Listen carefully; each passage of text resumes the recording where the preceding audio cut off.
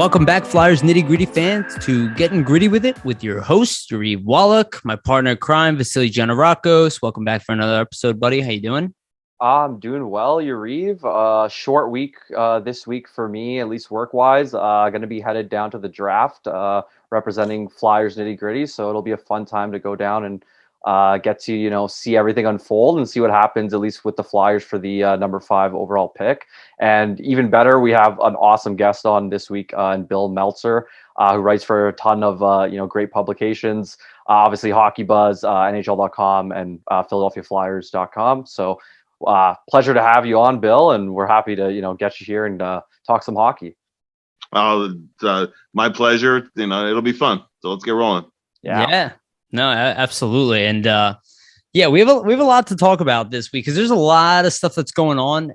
There was a kind of this like lull period where everybody's kind of like just talking and speculating. All of a sudden, like things are kind of happening now. They're happening kind of quickly. Most of it behind the scenes.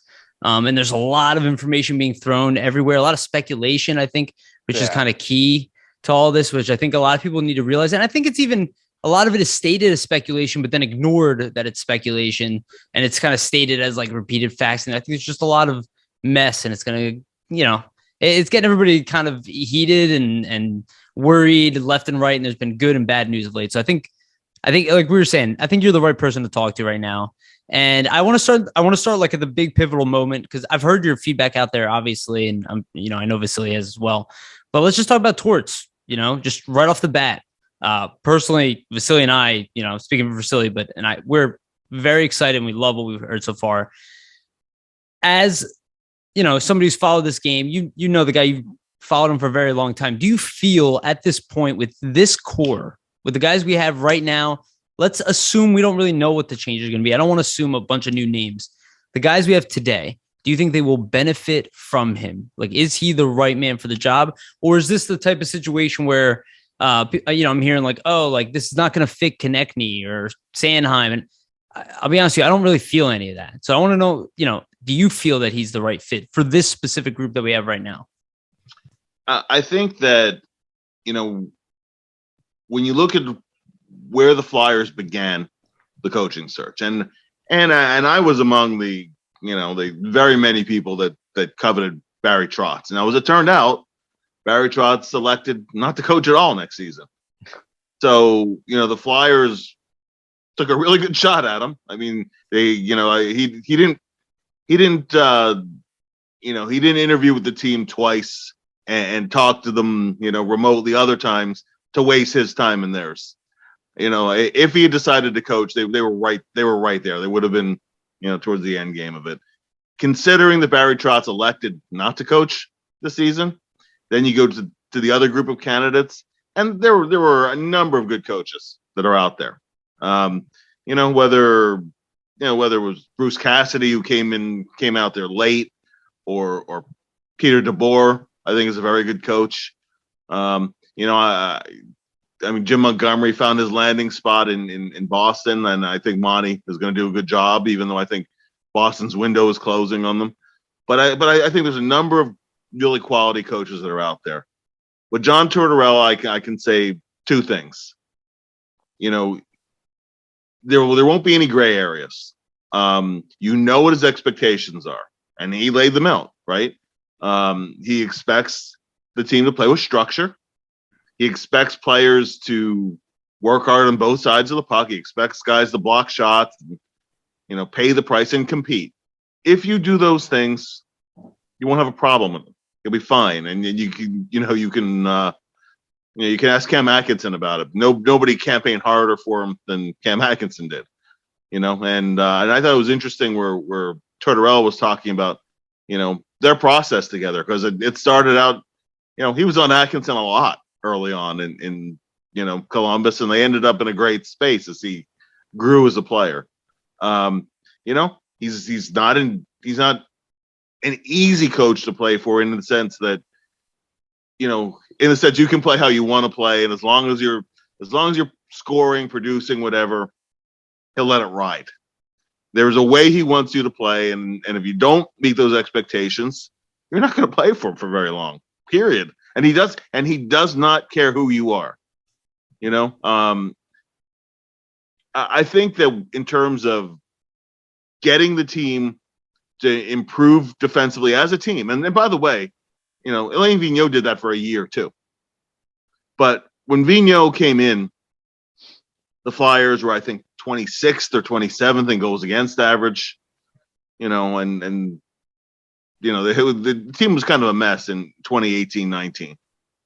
Within a year, he had the Flyers in the top 10 in both goals and goals against, actually the top 8 in both. I don't know if they can improve that much offensively unless they do some reshaping of the roster this offseason. But I think they can improve significantly on the defensive side of the puck.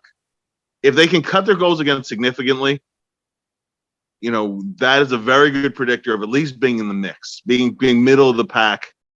If you could be middle of the pack offensively and move up in the top half defensively, I don't know if that makes you a playoff team.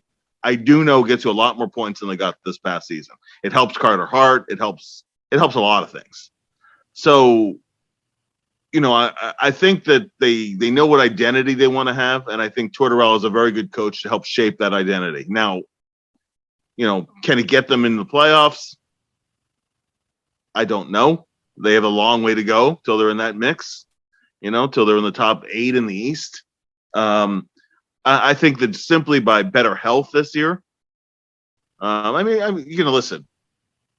The Flyers were not a good team last season. I don't care what way you want to slice it. They were not a good team. But I'd say you take any team in the league, you take away their number 1 center, you take away half of their top defense pairing, and they didn't have Kevin Hayes for half a year too, and it was really the final quarter of the season that he was healthy. So they really didn't have their second line center for most of the season either. You do that to any team, and they're not going to be they're not going to play nearly to their capabilities. And that's acknowledging what a big gap they still have to make up to. So I do think that with some better health this year, and there's still question marks like Ryan Ellis, and we can touch on that if you want. But I think that if you have a healthy Couturier, a healthy Hayes, and a couple of the young guys, not everybody, it's not realistic to expect all the young guys to step up, but a couple of them, then all of a sudden you're talking about a much more competitive team. Not a contender probably is a stretch, and I don't care who the coach would be to hit that level.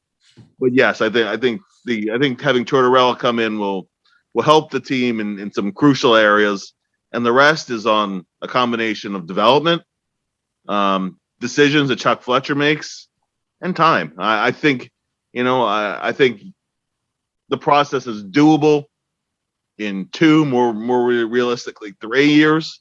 But I think that but I think this year is a critical one in terms of evaluating what you actually have depth-wise, and not just establishing a 1-year identity, hopefully continuing it beyond a year. And the last point I'll make is that the only short tenure that John Tortorella has ever had in the NHL was in Vancouver.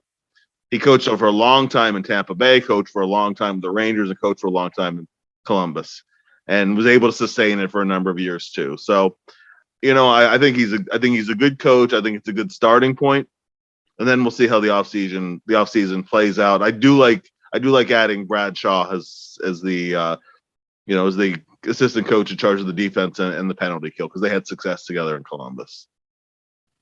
So did you want to add anything, or? Yeah, I just wanted to say essentially that, with Shaw and Tortorella together, and just the kind of defensive structure that they will employ, there's a lot, better of a chance that the Flyers will be a lot more competitive, going into the next season for sure.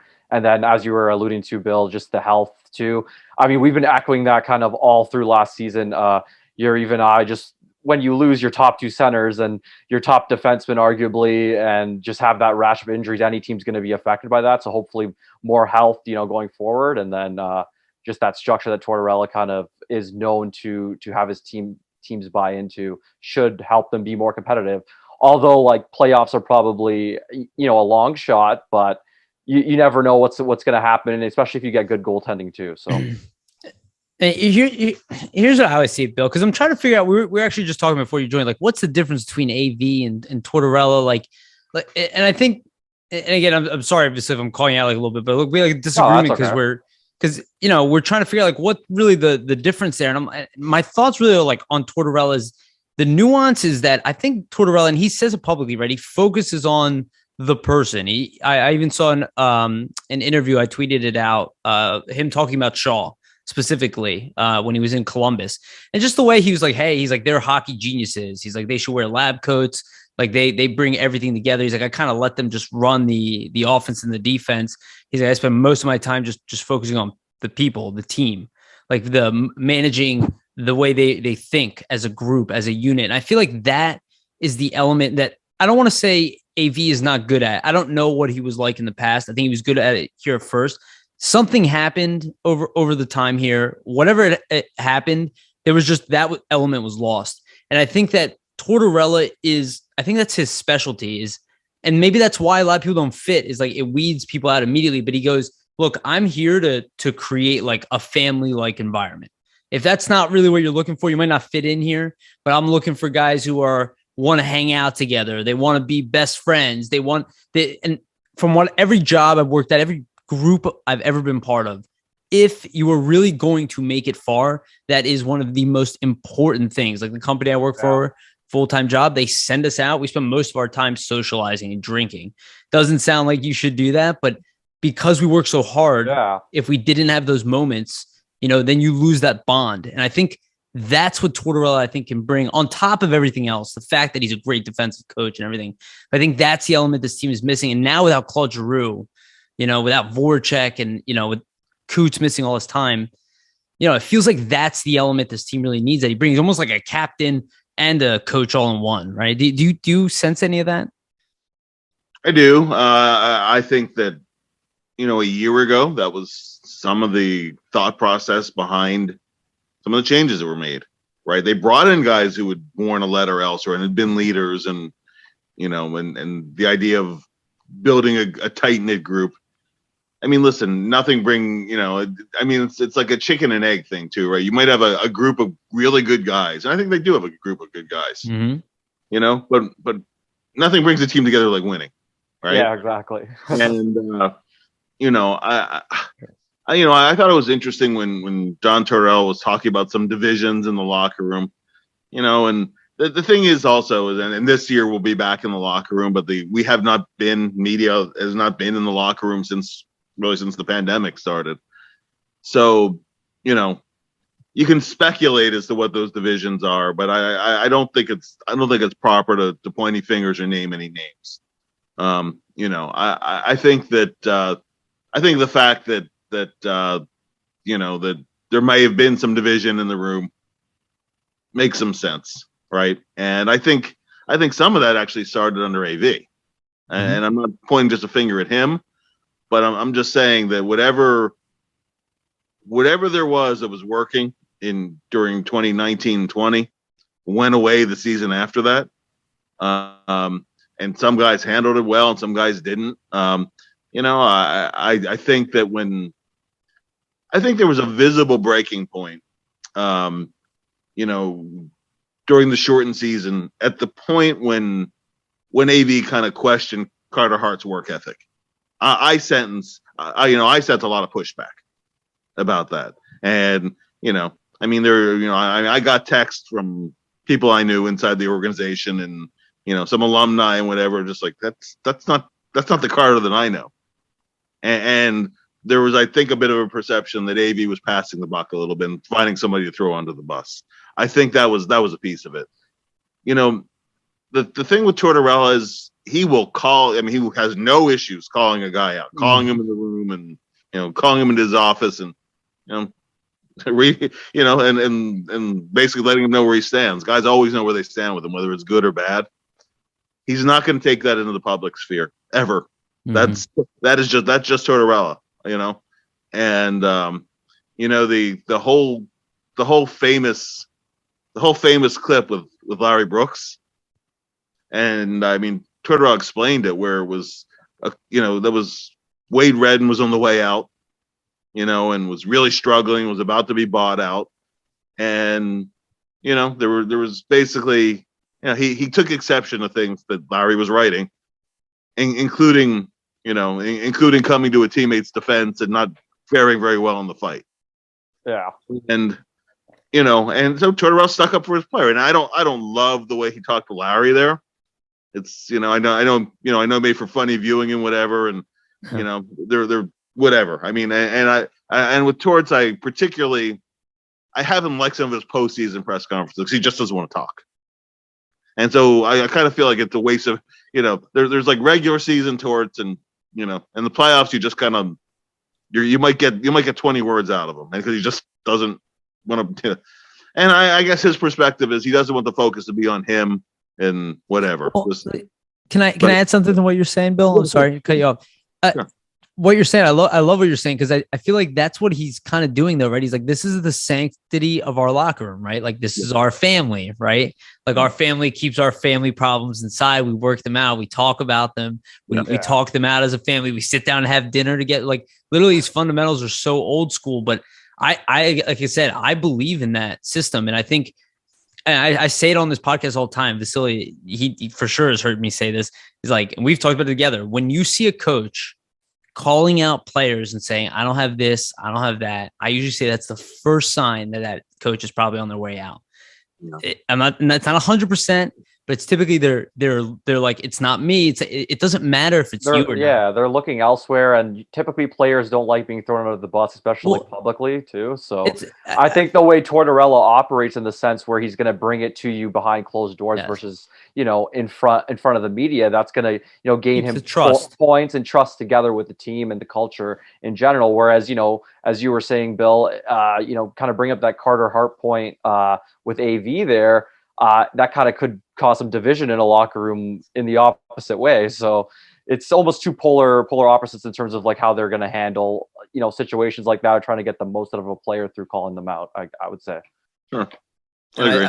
I think that's one of Fletcher's biggest blunders is, and I kind of get it though. At the same time, it's hard for me to say a blunder because I think his job is to be more patient than we are, but to not recognize that AV lost this team earlier, I don't know. I think he held on a little bit too long, because I think it's the damage is there in the sense that like there is no identity behind this team, but I think it's all repairable. I'm interested to see what he can do. So you said you like the Shaw hiring. Again, I know he's had some good success. I think it was weird. It was almost like a coach trade. Yeah. Mike Yo's also a good assistant. Yeah. So I'm interested, what can we expect? I don't know if you're that familiar with him, but do you know what we can expect from like maybe a PK standpoint? Do you think like any specific player might get some certain usage, or any patterns that we should look for in the near future from somebody like Shaw? Well, yeah, and particularly Cam Atkinson benefited as a penalty killer. He talked about that. I think that now, I mean, you need to execute, right? I mean, it doesn't matter what your system is, who your coach is. If your players don't execute, you're going to look bad. Period. Definitely. But Shaw's PK style is a very aggressive one, so it's good. It's really challenging the entry and then strong side puck pressure. Good. On this, what happens when you're pressuring the puck that heavily, though, is if you get beaten, there's going to be a wide open chance for somebody. But it's very much a puck pressure based system, and that's been what's succeeding in the NHL. The really good penalty killing teams really pressure the puck because if you give time and space in this league, you can see there's been this shift where, for a long time, if you were an 80% penalty kill and a 20% power play, that was kind of the standard you were looking for, right?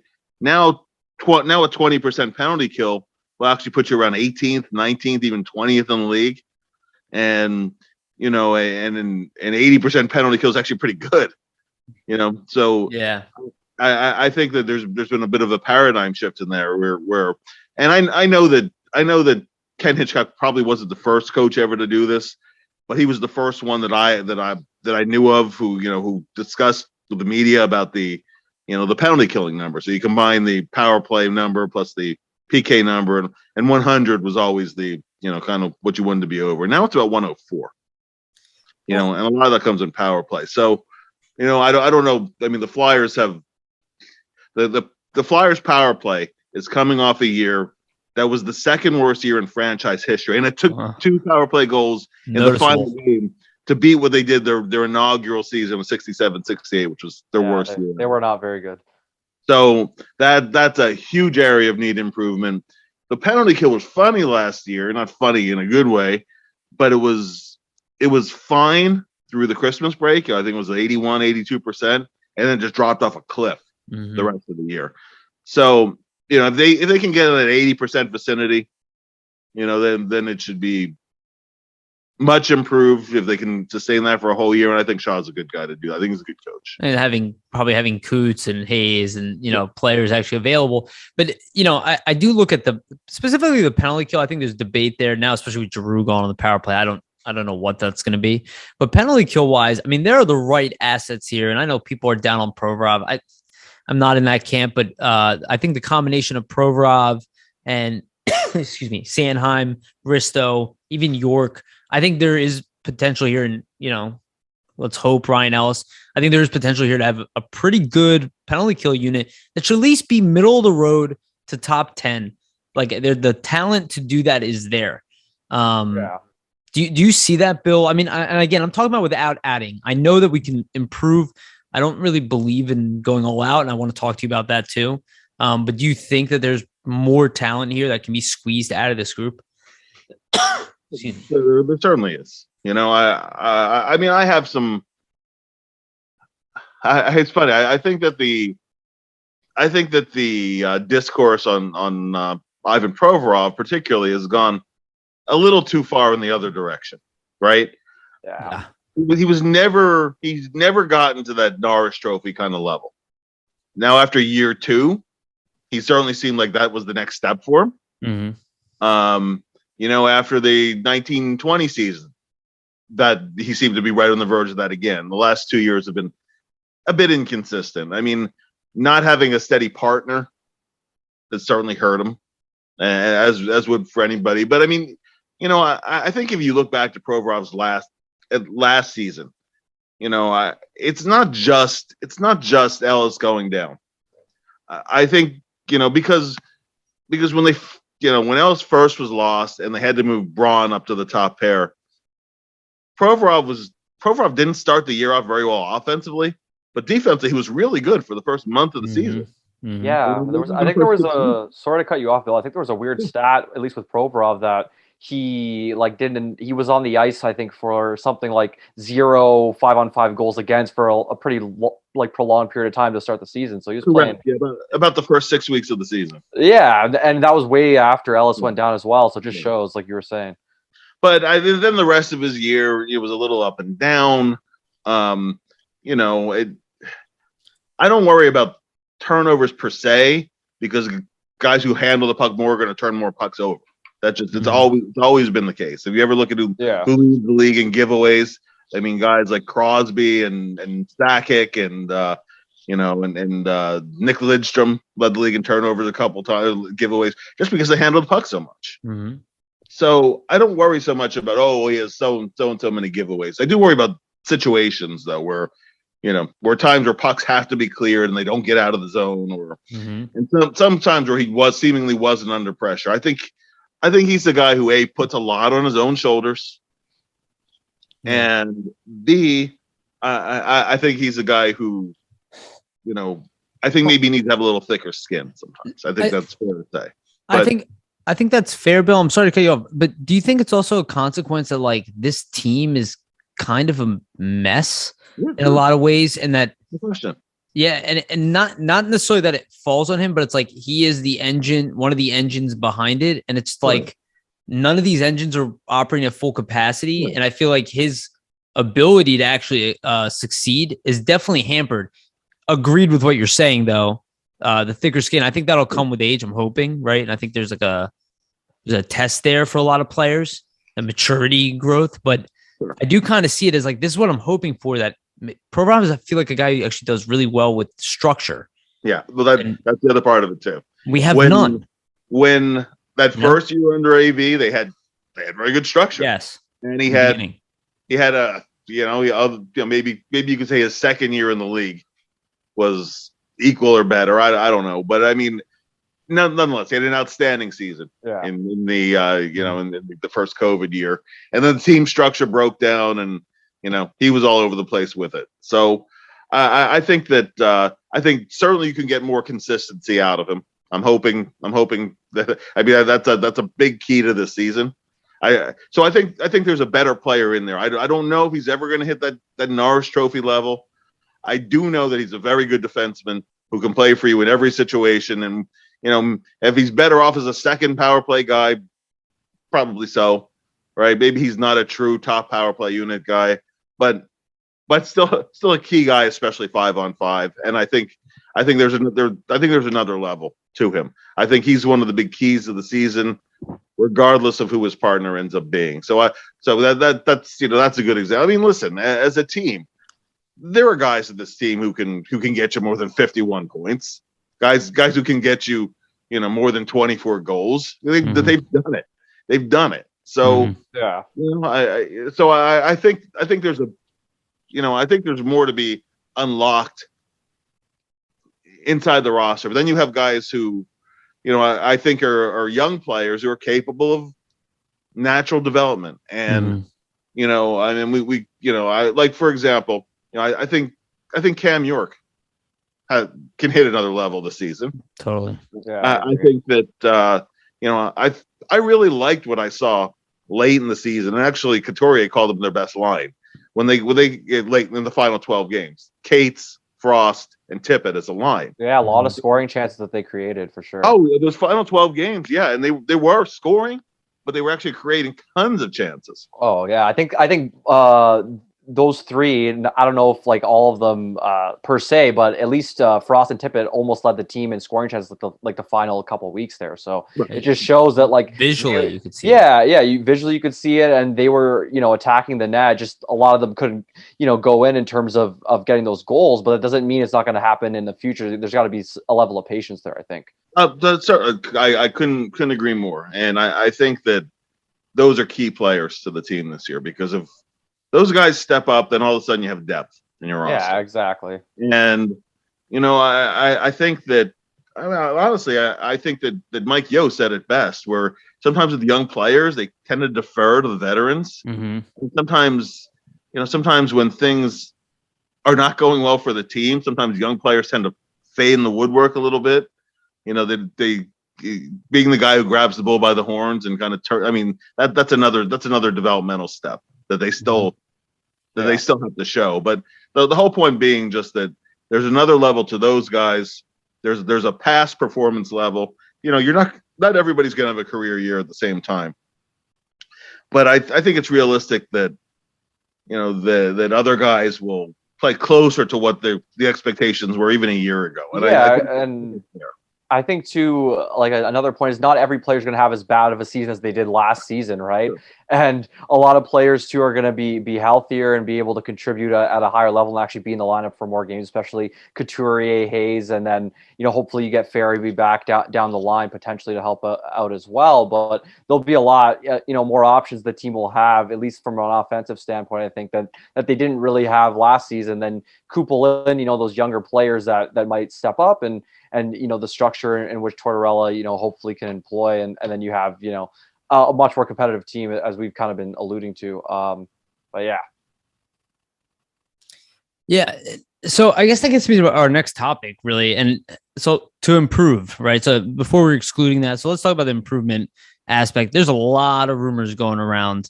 A lot, I think, are like the way I kind of see rumors. I've talked about this again to people who listen to this. Rumors are whispers, they're hints of stuff.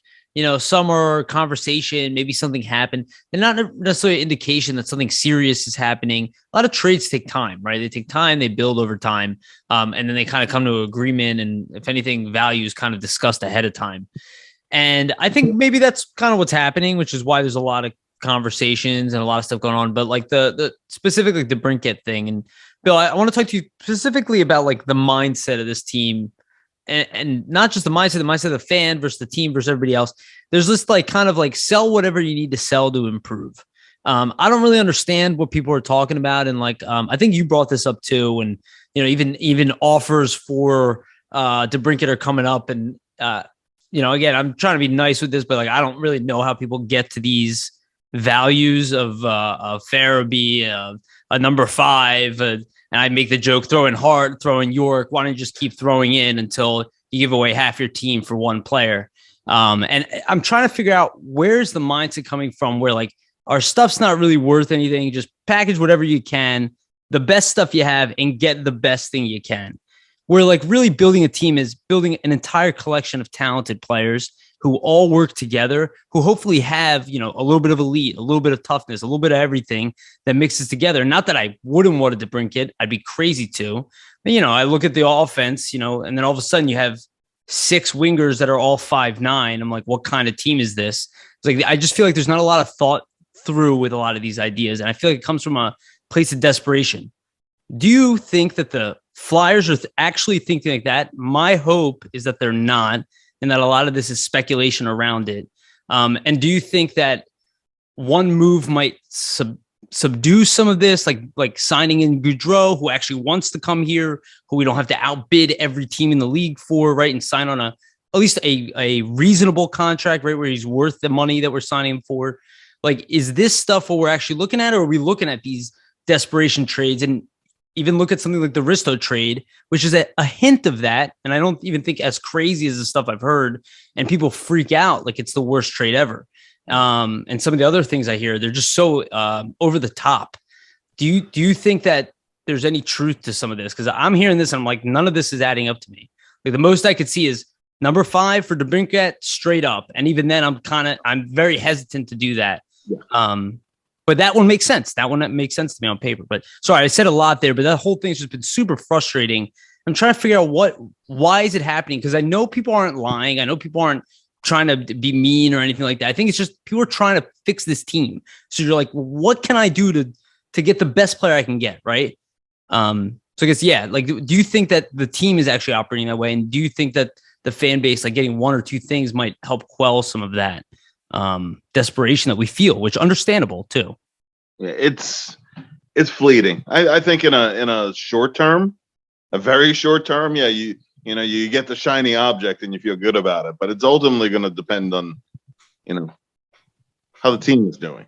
And, specific to DeBrincat, and, when the rumored price tag came out, the rumored price tag was 2 first-round picks and a roster player.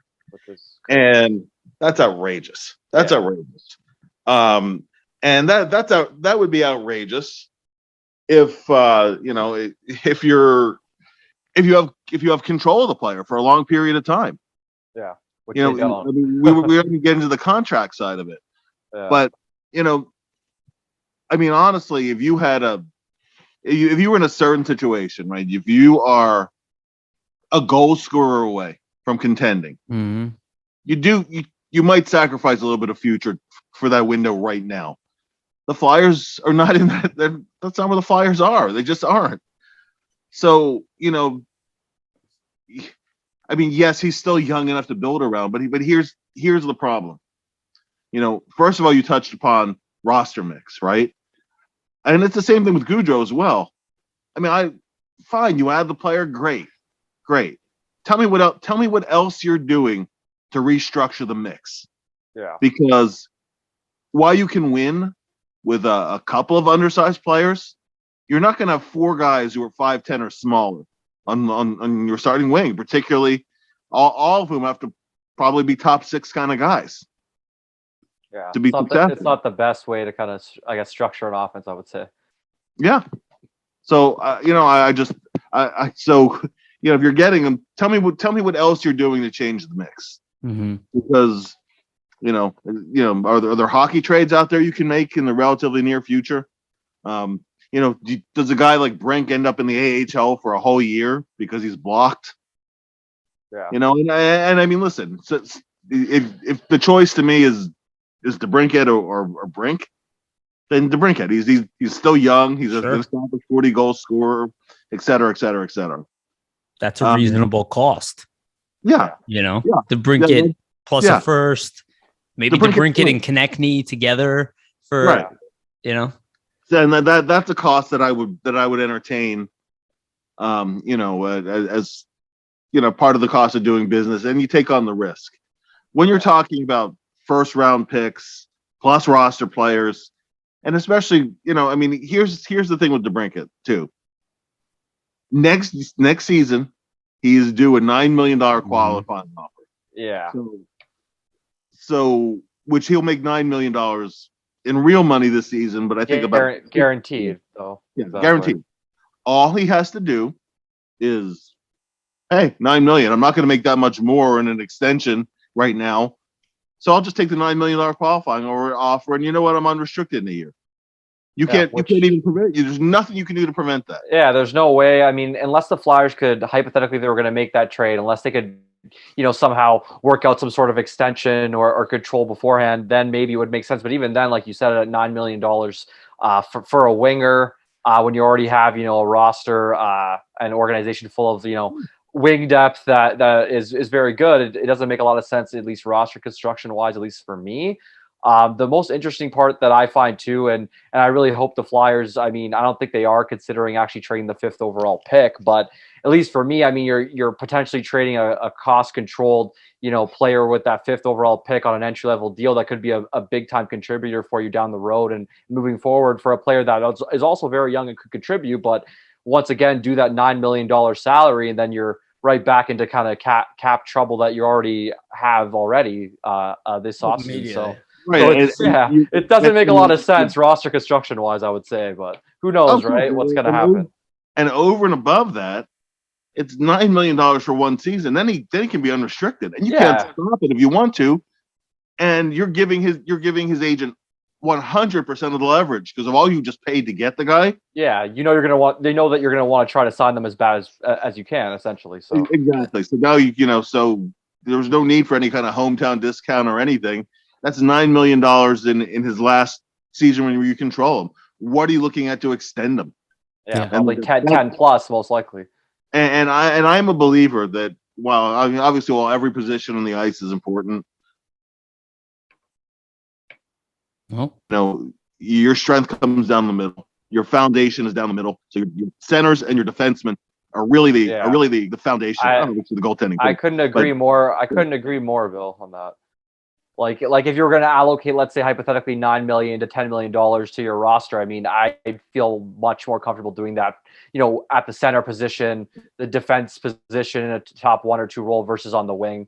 Especially when you look at the Flyers roster and their depth organizationally on the wing, and they already have so many guys that, project to already be kind of top six wingers, potentially, at least with a Brink. And then you already have a Konechny and a Farabee and those types of players. So I'm just hoping, I mean, they don't trade the 5th overall. I think it's kind of interesting. I know, I mean, on the 32 Thoughts podcast, I guess Elliot Friedman was kind of listing off that the Flyers and Chicago were having discussions about it, and then Pierre LeBrun also tweeted that he didn't think the Flyers and Chicago were having serious discussions at all about that in the 5th overall. So it kind of just shows that with rumors like this, I mean, even the most plugged into people, sometimes things aren't always as clear as they might seem to be, right? But also, what is serious, right? Yeah, exactly. They could add one phone conversation where what do you want for DeBrincat? The number 5. Oh, okay, we're not interested. Great. And then that's the rumor. That's true. And is that a rumor or is that just a conversation? And I feel like that's a lot of what we get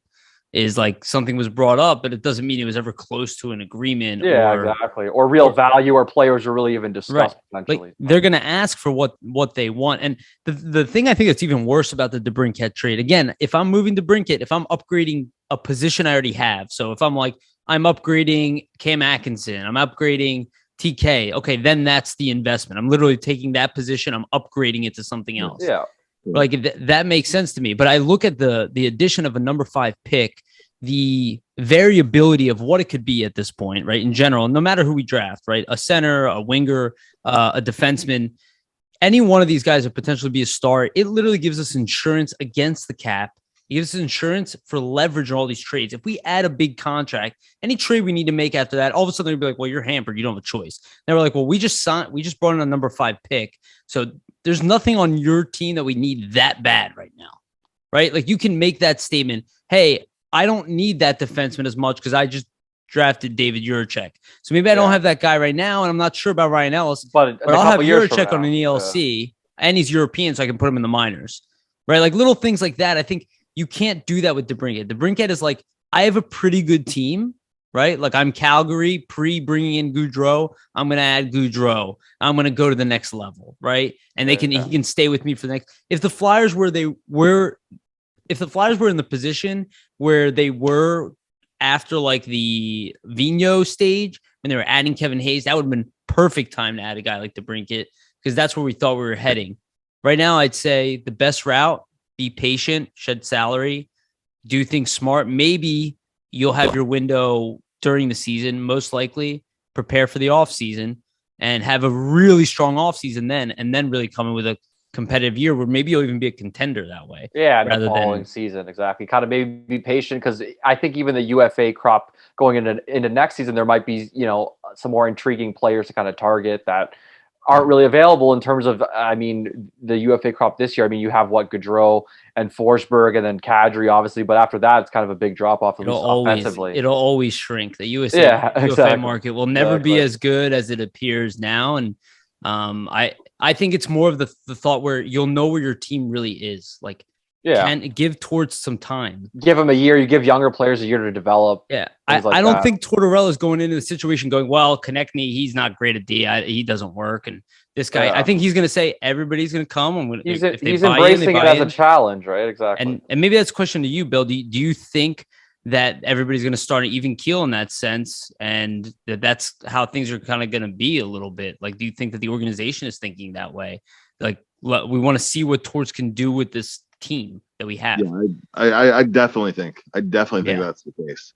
Okay. And risk mitigation. Right. Yeah, absolutely. And when you also look big picture, this is probably the last off season with the flat cap. Mm-hmm. Yeah. So with all the TV deals and things, it will probably skyrocket, I would imagine. Or I would think that it goes up a couple of $1 million. Yeah.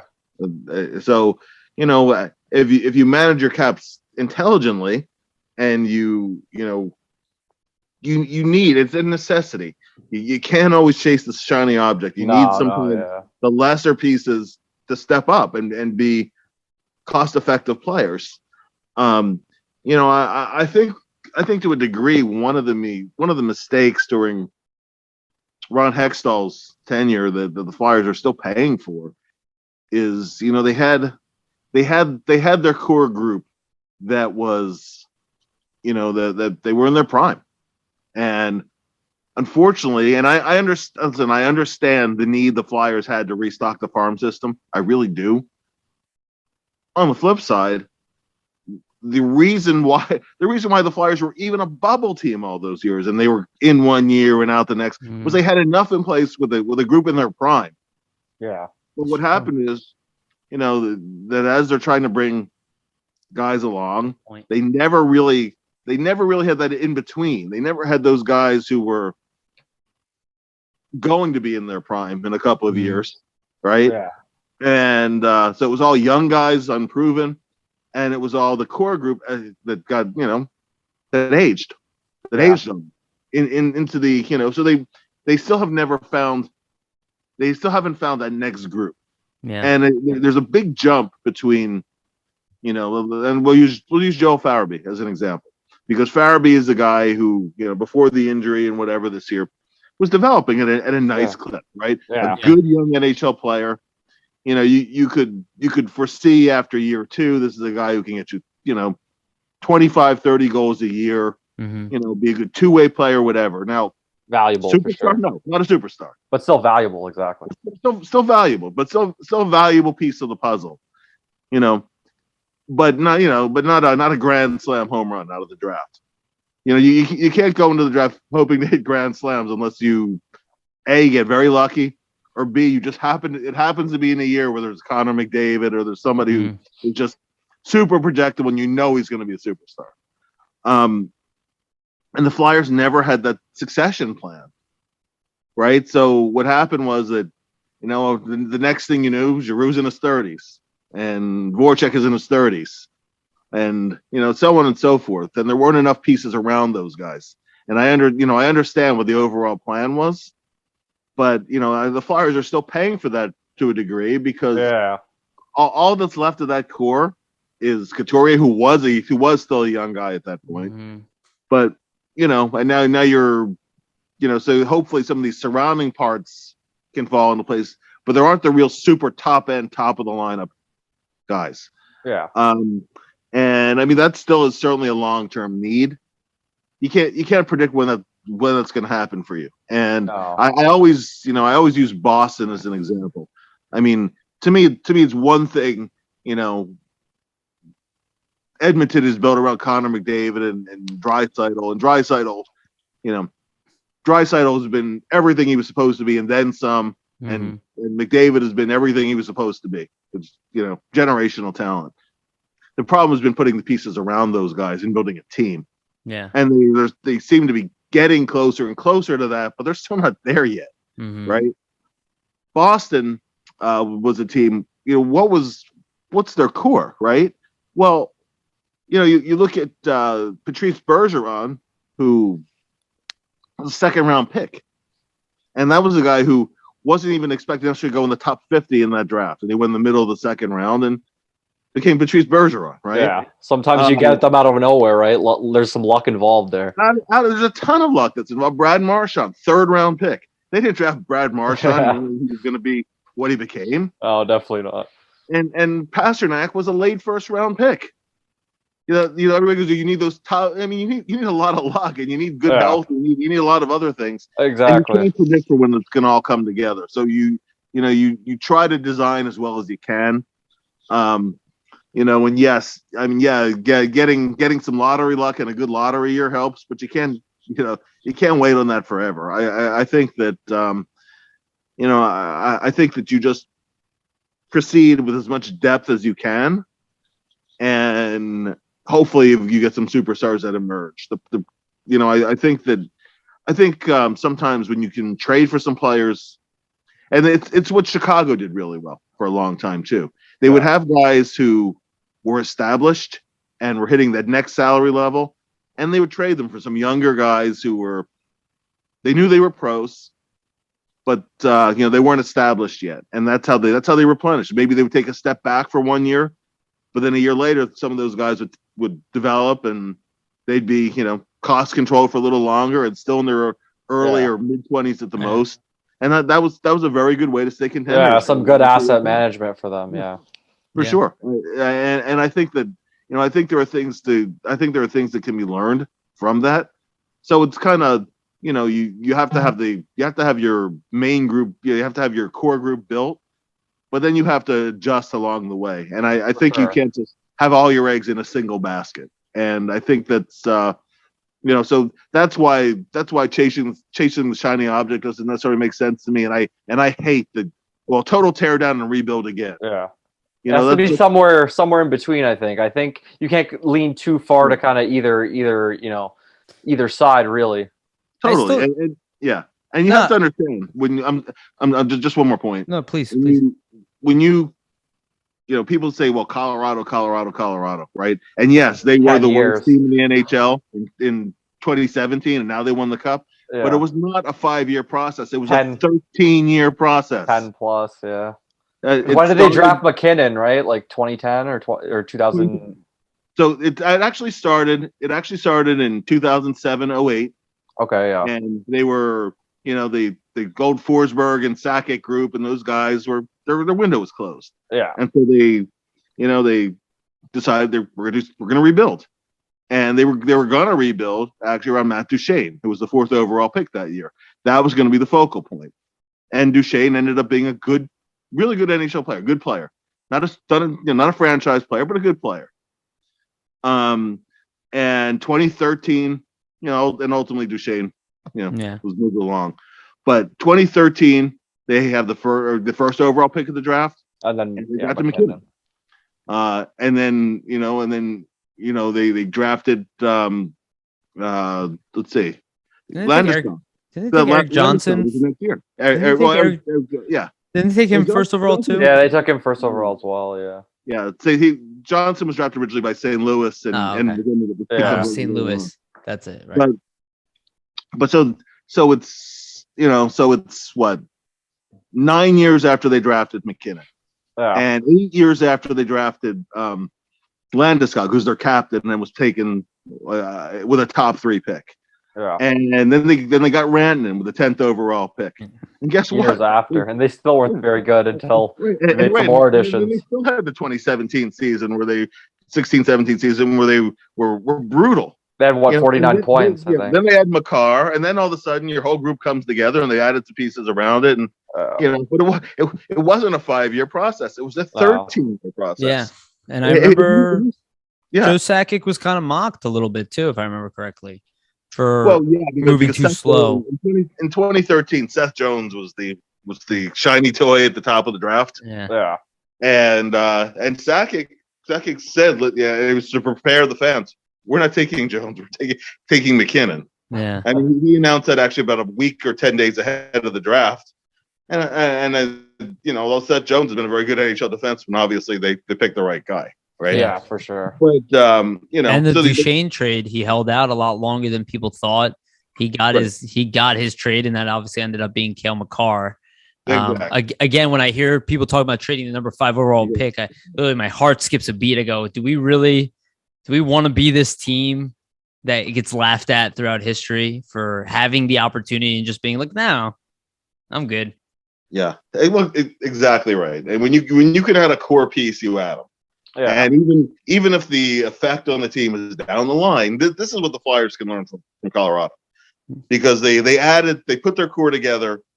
I said, really, if you want to start it from McKinnon, fine. Start from McKinnon, because that was the first year Sakic was running hockey operations there. So if you want to start it there. Even then, it's a 9-year process. Yeah. So, if you really want to tear everything down and start from the beginning, it's going to be painful. A 9, 10, 12-year process. But there's also too with that, there's no guarantee. I mean, look at the Sabres who've been doing it for 10 years. Look at Edmonton, who still, I mean, they're getting there now, obviously with McDavid and Draisaitl, but those top picks with Hall and Yakupov and those all didn't come to fruition as people thought, right? It's an iterative process. It takes years and years and years, and I think you can even different look at perspectives on how to do it, right? This is the rebuild. Like that's how I see. I don't even know what people are talking about. I'm like, this is it. This is it. Yeah. You can either make bad decisions where you lose everything, or you can make good decisions and build your team up in an efficient, effective manner. And that's why when I hear everybody saying trade everything to chase this, it's like there is nothing to chase this year. Yeah. And I hope that Fletcher knows that. Doesn't mean we can't get better and potentially even make the playoffs and surprise. Yeah. That's what I'm hoping for. Yeah. But I want to pay the right cost for to not. Yeah. Let's do it right. I think too. It also doesn't mean that you can't make trades, but they can't be short-sighted ones. They have to be, for the long-term goal, the long-term picture as well, right? Like if a trade makes sense and it's a hockey trade and it makes your team better objectively and salary-wise and in the future it all makes sense, then sure, go ahead and do that. But I think it's just more about not mortgaging kind of the future when you're already not a contender at this point. Yeah. I think you kind of need to build it all together, and if a move makes sense, then go ahead and make it. Yeah. All right. Let's get our last topic of the night, because we're getting pretty late here. But wanted to talk about the draft, and obviously this is what we'll end it, is like the future now, right? So number 5 pick is coming up. We obviously have other picks beyond that. Nobody wants to talk about that right now, and we don't have a 2nd round pick. That would be really interesting, a 2nd round pick in this draft this year. But we'll talk about it closer to the draft. We'll talk about. I like to review that stuff after. It's too many players. But number 5, this is a potential franchise changing draft, and I don't think people really. Like I know it's not like I heard you and Jason Martiz. You guys had great questions with Mark Gregg, which is a great interview, and I love that he was awesome. Like, it was very straightforward, right? Like I don't think that this is the greatest draft, but it shows me like this is if you want to compare 2017, the reason it's not a great draft. This is my interpretation of it. These players are just not developed. They're not further along. They're harder to project. It's like you're not looking at this guy and go, oh, this guy is NHL ready right now. Doesn't mean the potential of them can't be a superstar. And that's how you see a Cale Makar, an undersized defenseman playing in high school, got slightly looked over. Then all of a sudden, 3rd over. It's like Michael Jordan's story, right? It's like Jordan was 3rd overall pick too. And I just like look at it in this draft is we don't need to grab the best player right now. We need to grab the one that can be molded potentially into one of the best players in the draft. It just needs to be a top player in the draft. It doesn't have to be the best. But if we can get one of those names, even the Heiskanen, whatever, the Heishers, call them whatever you want, but one of those names, I think that's absolutely doable at 5. Bill, Do you feel that way with what you see? Do you think you know who the Flyers will take? And do you have a preference yourself? If you had to make the call, who would you prefer? Well, I don't have any, here's the thing. Okay. I don't have one guy who I'm going to flip a table over if they don't draft. Sure. Same. Okay. I think there's a good option for a lot of players there for sure. Yeah. There's a case you can make for a number of guys, and I know, for example, that if the Flyers draft Cutter Gauthier, if Gauthier is the pick, and there are going to be people that are going to flip out over it. Totally. Right? Yeah. But when you look at it this way, well, when you go into a draft, right, you want to look at projectability. Yeah. He's got size. Yeah. He can skate. He has a good shot, although he hasn't scored a ton so far. I mean, nobody on that team, nobody on the U.S. development team, for whatever reason, even including Cooley, he didn't put up eye-popping numbers this past year. No. But he's got size. He can skate. And he can get to the net. There aren't a ton of prospects you're going to potentially check off all those boxes like that. Check all those boxes off at age 18, and that's why he's a potential top 5 pick. Lekaramaki, Kemmel, other guys they might draft. I'm talking about forwards first. Unless somebody like Cooley falls to you, or it's a no-brainer. So there's several forwards you can make a case for.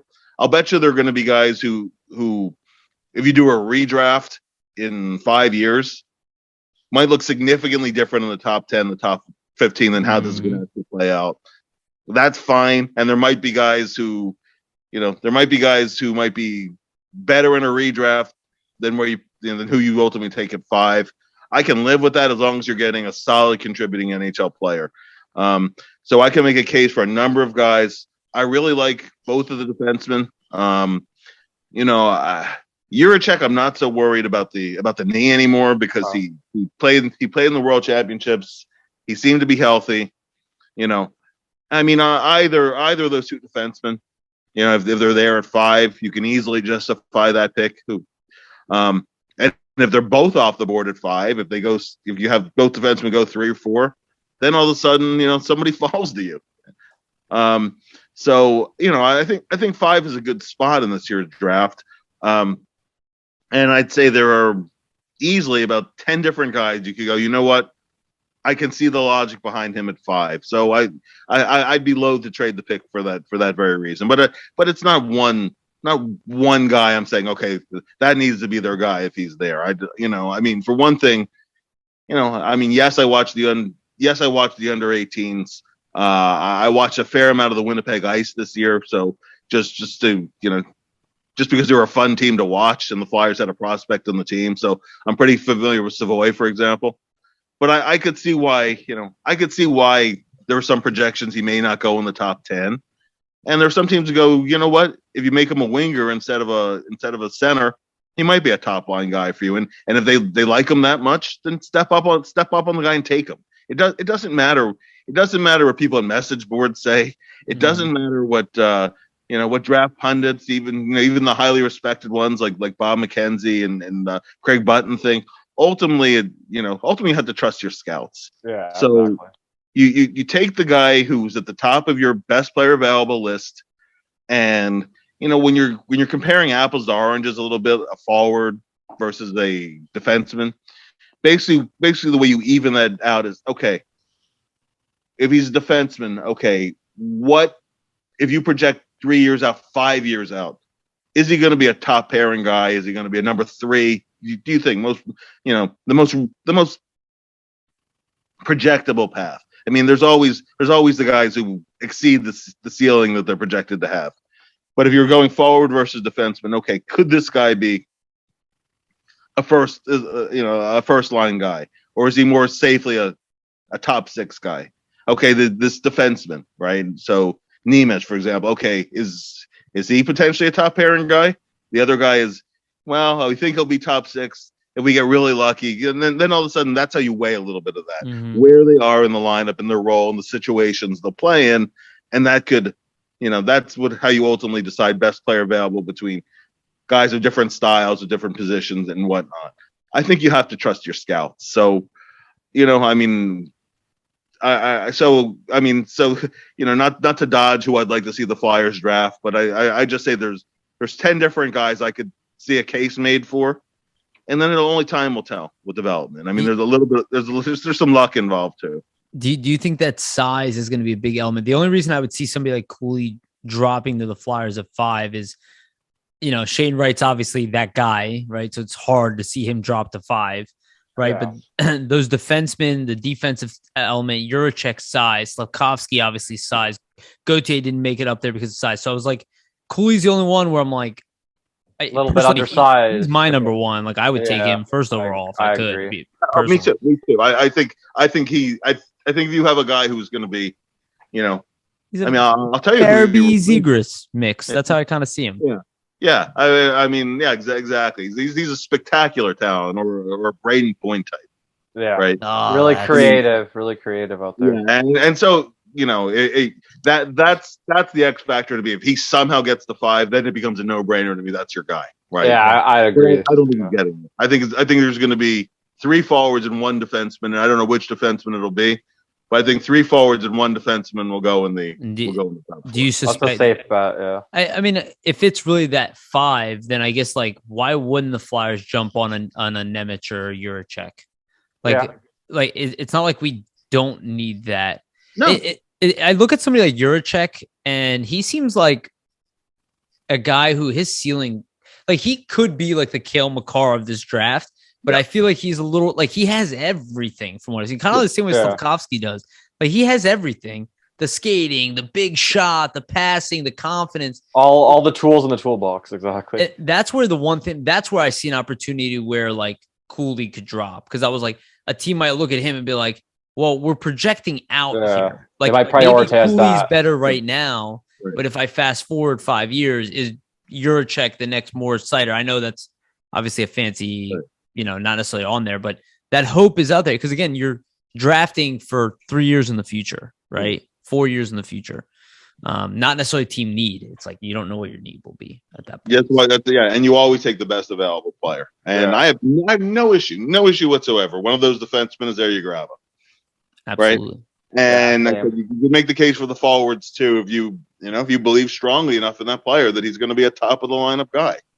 Yeah. So, I mean, you can justify it many different ways, and you can't, and you don't get to pick multiple players either, right? You don't get the benefit of hindsight drafting. Take the guy you take. Yeah. So, and you develop into the best player you can make him into, hopefully. So, and he can become. So, I mean, I either which way, whether it's the defenseman or a forward, but I want to have that bullet. I don't want to trade that asset. Yeah, I agree. I think they should stay at 5, and just for the fact that kind of we went over here, there's just so many viable options that you could make a case for. That I mean, why would you trade a pick like that when you could go a number of different ways and still get a really good addition to your organization now and potentially in the future down the line. So I think there's a lot of options for the Flyers, whether it's defensemen or forwards, that would be good picks there. Either if it's Kemmel, Juracek or Nemec as well, even Gauthier, there's some upside as well in terms of just the skating ability, the size there. So there's a lot of really good players and prospects that they maybe could prioritize. We'll see. It'll be interesting. I think for sure if Cooley falls, they'll definitely take him at that spot, but no way. I mean, there's no way to tell what'll happen or what'll unfold. We'll see on Thursday, right? Exactly. Can't wait. All right, Bill, we took you up for quite a bit. Thank you so much for joining us. This was an awesome episode. This is kind of the episode we needed. Anything that you got coming out? Anything you want to tell people about? I mean, honestly, if you guys are listening to this, you don't listen to Bill Meltzer. I don't know what you're doing at this point, but maybe just tell people some of the stuff you got upcoming, maybe draft stuff, if anything. Yeah. Well, we have the draft preview that's on the Flyers website. We have a lot of development camp stuff coming next week. So, we'll be, interviewing some of the coaches there. We'll be talking to a number of the Flyers prospects. So that's really what's immediately on the horizon. Then we'll kind of turn the focus on onto free agency after we wrap up draft and development camp. Can I ask you one more thing here, Bill? Do you have any instinct in yourself that what you'll see over this offseason is enough to make you optimistic about what's going forward? I know it's too early to tell because we haven't seen anything yet, but do you still look at this as because I feel like the hope is kind of dying a little bit. I don't know if you know what I'm talking about. I know full well, yes. But is it still alive within you? Because it is still alive within me. And maybe it's a little bit naive, but like I still have hope. I don't know. Do you feel that at all? Well, I have hopes of seeing a significantly better team next season. I mean, I'm a realist ultimately. So I know how tough the division is. I know how tough the conference is. And I know how far the Flyers have to go. I mean, it's when you're covering them 82 games a season, and you're watching games from around the league, you get a sense of what the gap is. So there's a giant gap to make up, and I think that the Flyers can be significantly better. I'm hopeful of that. I don't have I'm not unrealistic. I'm not expecting Stanley Cup. I'm not expecting a conference final. Yeah. I'm expecting a team that's a lot more competitive, more fun to watch, just because they're more competitive. And and then if you get the goaltending, see how far that takes you, right? And then you adjust from there. Yeah, it's still they're at a starting point, and I think they're at a little better starting point than I think some people think. But you need a lot of things to go your way. Yeah, no, I think that's perfectly said there. Kind of where I am. Yeah, no, perfectly said there at the end. I think they're in a better starting point than people realize, but they need things to go their way. And it has to start with this draft. I think they actually hit a home run with the coach. So now hit a home run with the draft. You get a couple small wins in a row, and maybe people will actually notice. Okay, Vasili, anything you want to add there before we sign off? No, not too much. I mean, should have hopefully some interview stuff at the draft and some articles out from there. So that'll be fun. Other than that, thanks again for coming on, taking the time to talk with us, Bill. We really appreciate that. My pleasure. Anytime, guys. Yeah, and Vasili, so exciting. We get to send you to the game. You get to go, and we got permission, but we couldn't. We're like so excited. Yeah, and, Vasili lives in Toronto, so it's like really convenient for us too. So yeah, so not bad. Yeah, not just bad. Just a quick 5-hour drive. So it'll be okay. Almost. It's not bad at all. No border control. Exactly. Yeah. All right, Bill, we'll let you go. All right, thank you, everybody. Please like, subscribe, share, leave any comments. We love you. Thank you for listening, everybody. And remember, always stay